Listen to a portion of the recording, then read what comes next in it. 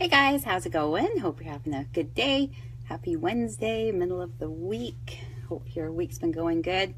I'm into getting close to week 3 out from my competition. So this week I started with a new program, new training program with my cardio and a little bit of a different diet. So we are depleting right now. I'm trying to lean out and get stage ready. So this is the next phase of my training, and so far so good. I mean, I'll admit the amount of calories I'm eating is fairly low, but it's a lot of protein and a moderate amount of fat, so I don't feel hungry, that's for sure. My energy's a little low, brain's a little tiny bit fuzzy, but nothing really bad.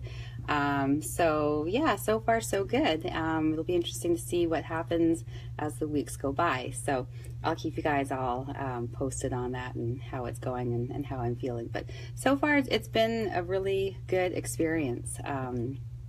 And I'm enjoying it. So I'm pretty nervous about hitting the stage because it's getting really close now.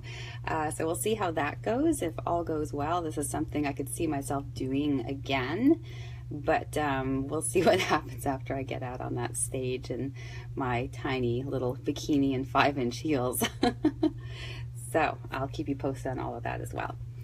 So my topic for today is things to stop doing at the gym. So when we start working out, when we start our fitness journey, we have the greatest of intentions, but a lot of us will go in without enough information to really make the most of our time there. So I want to point out some common mistakes that people make so that you don't make them and you're not wasting your time. And these might be some things that you're doing right now and you just didn't realize that they're not the greatest things to be doing. So hopefully I can educate with some of that stuff, because that's what I do for a living. So first common mistake is endless cardio. So we know that cardio burns calories, so it's tempting to think that doing a lot of cardio is what's going to help us lose weight and get fit and look awesome. But too much cardio is going to break your body down. It's actually going to make your body more efficient at storing fat, so it has energy to fuel these endless marathon cardio sessions. So in the end, it can really bite you in the butt. So better thing to do for cardio at the gym, do like 30 minutes and make it high intensity interval training, HIIT training, HIIT.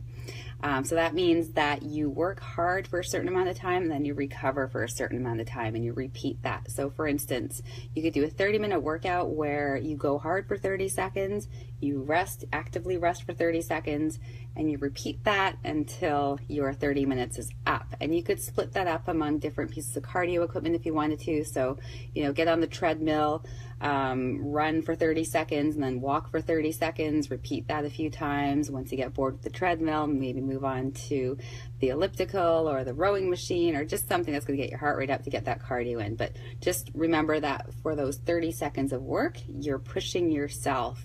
You are uncomfortable, you're breathing heavily, muscles burning. If you start to feel dizzy or nauseous, you've gone too far. You need to back it off a little bit, but you do need to push yourself out of your comfort zone to see some results. So 30 minutes, it's really all you need. Make the most of your time there when you're doing your cardio. Don't waste it by, you know, spending an hour on one piece of equipment going at a moderate intensity, because that's just not going to get you the best results that you want. And of course, there's always exceptions. So if you are maybe training for marathons, then you're going to want to get used to doing the same used to running for a long amount of time. So, you know, that's something you could do a little bit in the gym, but even that's something you're going to want to practice actually outdoors, running on actual ground rather than running on the treadmill. So, next mistake, drinking sugary electrolyte drinks. Okay, you're going to the gym, you know you're going to work hard, so you're thinking, okay, I'm going to need to replace those electrolytes, so I'm going to go to the store and grab one of those brightly colored electrolyte drinks, and that's going to help me. That's going to help my energy. It's going to keep me healthy. But no. Especially not those sugary, brightly colored electrolyte drinks. Stay away from those things. They're full of artificial ingredients. They're full of sugar, full of artificial colors. Like, it's gross. It's disgusting. It should not be going into your body. Also, if you're just going to the gym for your regular workout and you're working out, 30 minutes to an hour, you don't need an electrolyte drink. You really don't. You need your water, but you don't really need an electrolyte drink. If you are doing some endurance training, so you're training for an hour and a half or longer, or you're going to be out in the hot sun, then yeah, you're going to want to look at an electrolyte drink to help replace the electrolytes that you're losing through your sweat. But if you are going to do that type of training and you do need an electrolyte drink, don't cheap out and buy the crap that you find in the convenience store or the grocery store. Find a good, high quality electrolyte drink. I've got a link in my blog if you want to check out a really good, high quality electrolyte drink that I've used in the past, and you can check it out. No artificial ingredients, it's all natural. My blog is wholeyfit.ca, so WHOLEYFIT.ca, so you can find the link if you want to, and find yourself a good electrolyte drink if that's what you need for your training. But if you're just, you're going to the gym 3 to 5 days a week for 30 minutes to an hour, you don't need the electrolyte drink. So just keeping that in mind. And of course, there's always exceptions. So, if you're going for an hour and you are like working super hard and you're the type of person that sweats a ton, then maybe, yeah, you might need some extra electrolytes. But again, go for a good quality one. Don't put sugary crap in your body. Why would you ruin the work you're doing at the gym by destroying your health with sugar?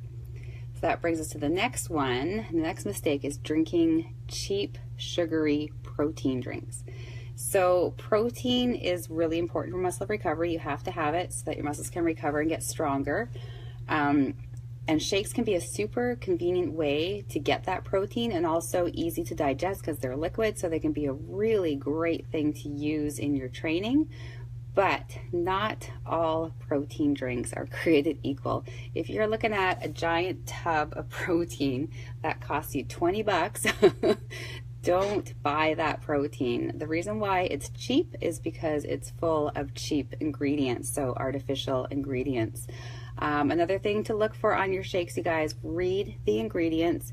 Make sure there's no added sugar. So look for words such as syrup or nectar. Agave nectar, it's not good for you, that's sugar. Look for any ingredient that ends in OSE, OS, that is a sugar. So dextrose, maltose, anything that ends in OSE, that's your clue there, that's sugar.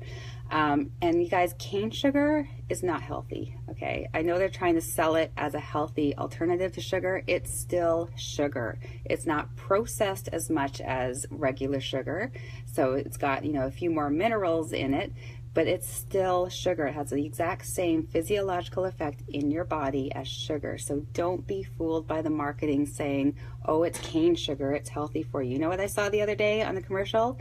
A&W root beer has cane sugar, and people are like, oh, I didn't know it was so healthy. Let's drink this root beer because it's got cane sugar in it. It's sugar. It's still sugar. It's going to cause the same problems in your body. So don't fall for marketing like that. Stevia is one of the best sweeteners. It's very minimally processed. It's about the most natural thing you're going to get. But even that, you want to watch your intake. You don't want to go crazy on the stevia either. So really watch out for that. And I do have a link to a good quality protein shake in my blog if you want to check it out. So, you're going to have to spend some money if you're going to get high quality shakes and high quality electrolyte drinks. So if you're deciding that you want to do that, make sure that it's something you want to invest in. Don't go for the cheap stuff, because really the cheap stuff is going to have sugar, it's going to have artificial ingredients in it, it's going to do more damage to your body than anything else. Better to go without any kind of supplement if you're going to cheap out. So better to go with real whole foods, skip the supplements. If you decide that you want to do supplements, then be ready to invest a little money into that and get the high quality ones. The reason why they cost more is because the ingredients are high quality. It costs them more to make it, so they have to pass that cost on to the consumer. So, just things to keep in mind. Next one, the next mistake is doing the exact same workout forever. You've got your workout, you love your workout, you're doing it every day. so much fun. You're getting great results in the beginning, and then, you know, a few months go by and you've plateaued, you're not getting results anymore, and you're getting frustrated. You're like, what's going on? Well, the thing is that your body will adapt to any stress that it's repeatedly exposed to. So that means workouts. Workout is a physical stress. So if you're exposing your body to the same workout over and over again, your body is very smart. It's going to adapt to it so it can do it and conserve as much energy as possible while doing it. So that's why you need to switch it up. So switching up your cardio, if you're used to doing longer steady state cardio, try some HIIT training with those short intervals of high intensity followed by short intervals of active recovery. With your strength training, try going for different reps. So if you're doing, you know, all of your exercises 10 to 15 reps at a certain weight, go a little heavier and go 6 to 8 reps. Or you could change up the different exercises you're doing, completely different exercises. You can also change up the speed that you're doing your exercises at. So one thing I like to do every now and then in my training is negative style training. So in other words, during the contraction in the exercise, so for instance, a bicep curl, you would curl up fast. So you've got your weights, you come up fast, and then you lower down really, really slow. That's the negative part of a bicep curl, is when the muscle is lengthening again. So you go fast, you squeeze, and then you let it go really, really slow. So that's a great way to switch up your training, and it'll get you some good results. So make sure you're switching up your workouts every 4 to 8 weeks so that your body doesn't adapt and you don't stop getting those great results that you're spending your time working for. And you know, it's fun. It's fun getting a new program. I love getting a new program. I tend to get bored with things pretty quickly. So when my coach tells me that she's got a new program for me, I get very excited. And then I go to the gym, I'm all motivated and inspired again to work super hard because I got a new program and it's just fun. And then I see the changes in my body because I'm doing something different. So make sure you're switching it up. And then the fifth mistake that people make a lot is not asking for help and support. So when you decide to get healthy and get fit, at first you're really motivated, you're ready to go, you're excited, you're going to make these awesome changes.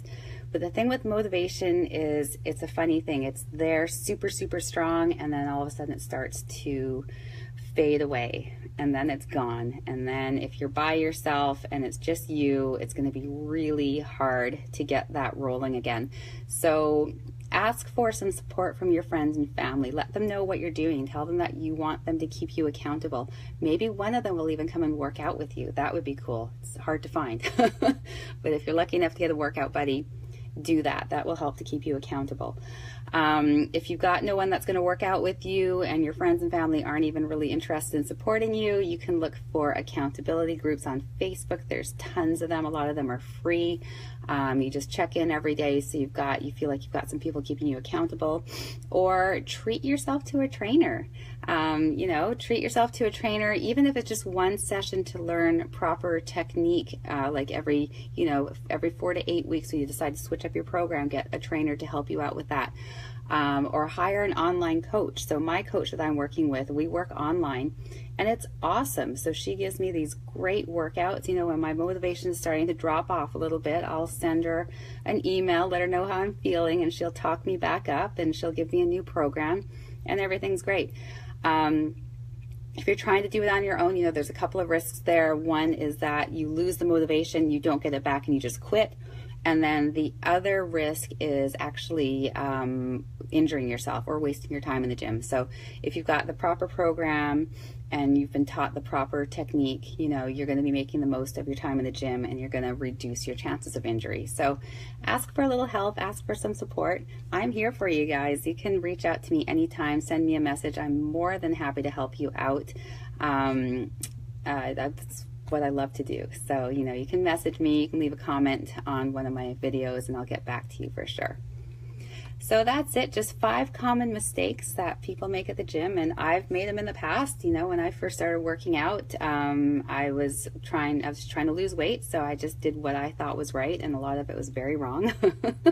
And I learned through trial and error, and then I decided that I was going to become a trainer. So I took courses, I took my training courses, I took my nutrition courses, And, you know, I learned all the stuff I needed to know to help myself and also to help others because I'm just so passionate about it. So that's it. I'm going to go because I actually have to go off to the gym to do my workout. It's, like I said, almost just less than 4 weeks away from stage time. So a little bit of different cardio for me to do, which is exciting because it's something new. So I'm going to go and get that done and then have a nice recovery meal after that and maybe take a nap today. So remember, you guys, if you have questions or comments, don't be shy to reach out to me. That's what I'm here for. Okay, have an awesome day. Talk to you soon.